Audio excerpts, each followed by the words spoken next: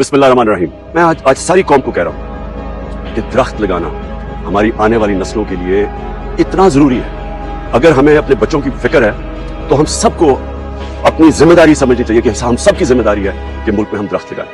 हमारी जो 2 हुकूमतें हैं खैबर पख्तूनख्वा के अंदर और पंजाब में, उधर इंशाअल्लाह इस सीजन में 10 करोड़ दरख्त, दोनों 10 करोड़ पंजाब में और 10 खैबर पख्तूनख्वा में लगा रहे हैं। अपनी जिंदगी बदलने का, अपने मुल्क को बेहतर करने का, और पहले तो हमने ये मुल्क को हरा करना है, दरख्त उगाने हैं। मैं इंशाअल्लाह मैं अपनी एडमिनिस्ट्रेशन से मिला हूं, चीफ सेक्रेटरी से, कि हमने शहरों के अंदर भी कोई ऐसी जगह नहीं छोड़नी, कोई खाली स्पेस ना हो जिधर हम दरख्त ना उगाएं।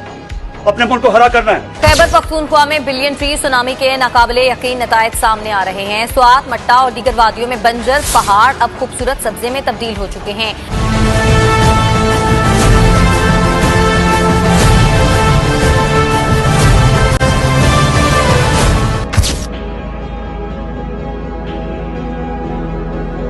We started in 2014 planting trees,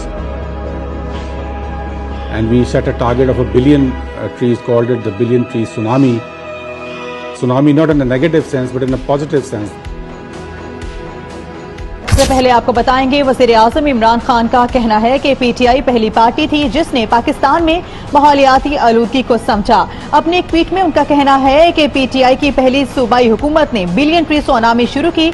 मुस्तकबिल को बचाने के लिए बिलियन ट्री सुनामी की कामयाबी के लिए जद्दोजहद करना होगी। हम वो चंद मुल्कों में से हैं जो कि पूरी तरह इसके लिए कोशिश इसलिए नहीं कर रहे दिखाने के लिए, हम इसलिए कर रहे हैं क्योंकि हम बाकी अपनी आने वाली नस्लों के लिए एक बेहतर पाकिस्तान छोड़ना चाहते हैं। और जो मैं कर सकता था मैंने किया, मैंने किसी पे एहसान नहीं किया। अल्लाह ने दिया मुझे इतना ज्यादा, मेरी जिम्मेदारी थी कि मैं अपनी कौम के लिए